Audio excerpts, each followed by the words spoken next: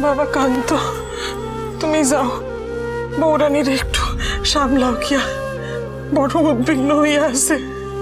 যাও। আমার বইনের মন বড় নরম, যে কষ্ট পাইতাছে। এই অবস্থা একমাত্র তুমি বৌঠানকে শান্ত করতে পারবে। তুমি যাও, আমরা সকলে বাইরে অপেক্ষা করছি। কোনো প্রয়োজন পড়লে তলব করো, কেমন?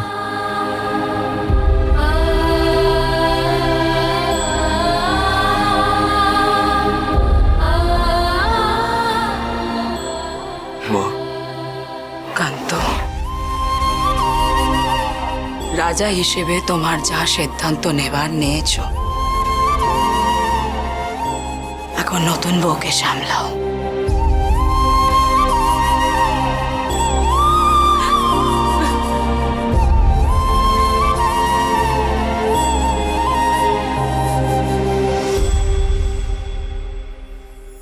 ভবানী, ভবানী কিছু নিয়ম সমাজের বানানো, সে না তোমার হাতে না আমার হাতে আছে।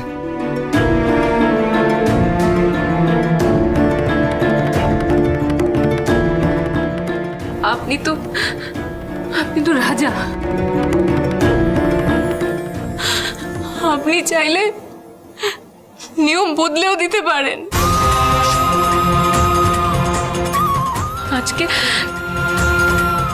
আজকে যদি সহমরণে স্বামীদের যেতে বলা হয়, কজন যাবে আমি দেখব। আপনি বলুন, কজন যাবে?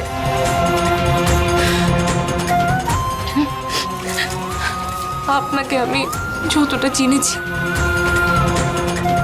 আমি জানি যে আপনিও মন থেকে এই খুনের নিয়ম মানেন না, মেনে নিতে পারেন না। আমি জানি।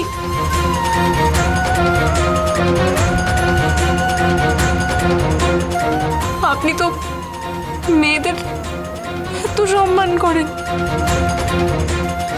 আপনার রাজত্বে মেয়েদের এরকম দুর্দশা কেন হবে মহারাজ? বলুন, কেন কেন মেয়েদের প্রাণ ত্যাগ করতে হবে? এই কেমন বিচার? ভবানী, ভবানী, এখানে আমার বিরুদ্ধে প্রতিবাদ করো না, দয়া করে এসো আমার সঙ্গে।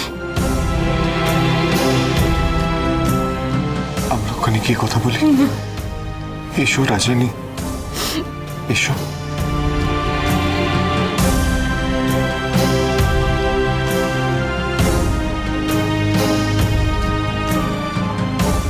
কিন্তু মহারাজ। ভবানী,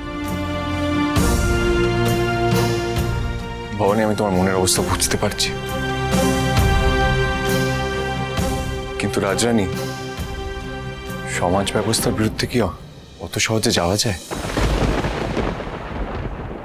তোমার মন নরম, তাই তুমি অমন করে ভাবছো। তুমি মেয়েদের কষ্ট দেখছো ভবানী, কিন্তু আমায় যে সবটা দেখতে হয়, তাই না? ঘটনা ঘটে একখানা, দৃষ্টিভঙ্গি অনেক। আমায় যে সব দৃষ্টিতে সে ঘটনাখানা দেখতে হচ্ছে। তাই বলছি ভবানী, শান্ত হ। দেখো, আমি কথা দিচ্ছি, কয়েকটা দিন যাক, আমি ঠিক একটা বন্দোবস্ত করবো মেয়েদের ব্যাপারে। একটু সময় দাও আমায়। তার আগে যে একটা কাজ বাকি রয়ে গেছে, ভৈরবী মা তারাপীঠের মহাশ্মশানে যে কাজ আমাকে দিয়েছিল, সে কাজটা আমাকে শেষ করতে হবে। রাজা হয়ে মা ভবানীকে মাথায় নিয়ে নাটোরে প্রতিষ্ঠা করবে। সে কার্য যে সহজ নয় মহারাজ। চতুর্দিক থেকে একের পর এক দুশ্চিন্তার কারণ যেন ধেয়ে আসছে আমাদের দিকে। জানি ভবানী, সে কাজ সহজ নয়। তুমি দুশ্চিন্তা করো না, যেভাবেই হোক আমি সে কাজ করবই। আমি যে মাকে কথা দিয়ে এসেছি,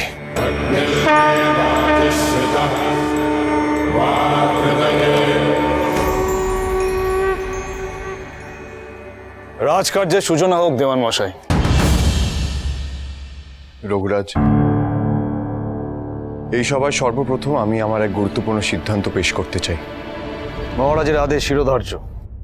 বলুন, কি আপনার সিদ্ধান্ত?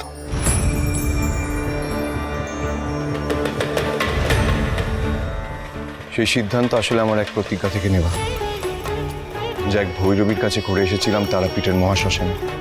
আমি নাটোরের যুবরাজ রামকান্ত মৈত্র কথা দিয়ে যাচ্ছি, আমার রাজ্যাভিষেকের পরে আমি রাজা হয়ে তোমার এই ভবানী রূপকে আমাদের নাটোরের রাজ মন্দিরে প্রতিষ্ঠা করব। সেদিন মা তারার কৃপা না থাকলে আমি রাজরানীকে বাঁচিয়ে ফিরে আসতে পারতাম না।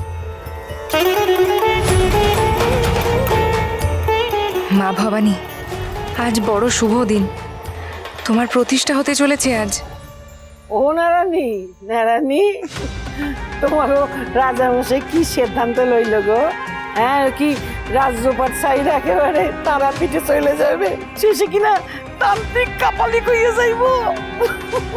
পিসিমা, আপনার আন্তরিক ইচ্ছা যে তাই হে আবার জানতে বাকি নাই, তবে আমাকে কান্ত অত অবিবেশক নয়। একটুকুনি শুনেই দেখুন না পিসি ঠাকমা, রাজা কোনো ভালো কথাই বলবেন। এক শূন্য স্থান পূরণ হতে চলেছে আজ। নাটোরের রাজমন্দির বহুদিন ধরে খালি, তাই আমি চাই সেই স্থানে সসম্মানে রাজরানীর নিয়ে আসা মা ভবানীর মূর্তি প্রতিষ্ঠা করতে।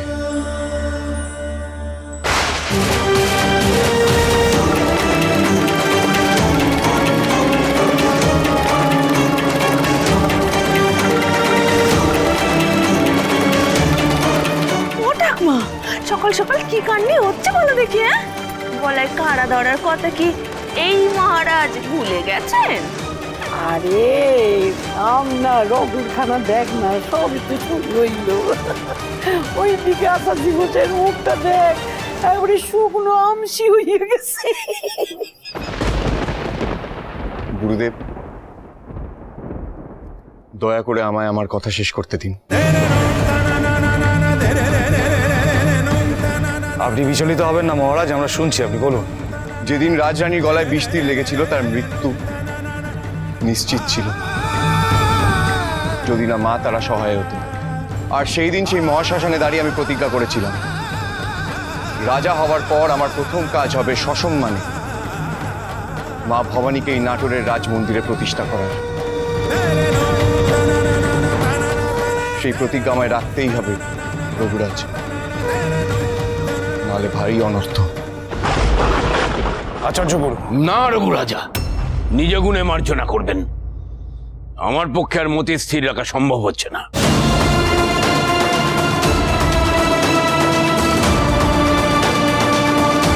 আপনি বোধহয় ভুলে গেছেন রাজা, নাটোরেশ্বরী হচ্ছেন মা জয় দুর্গা।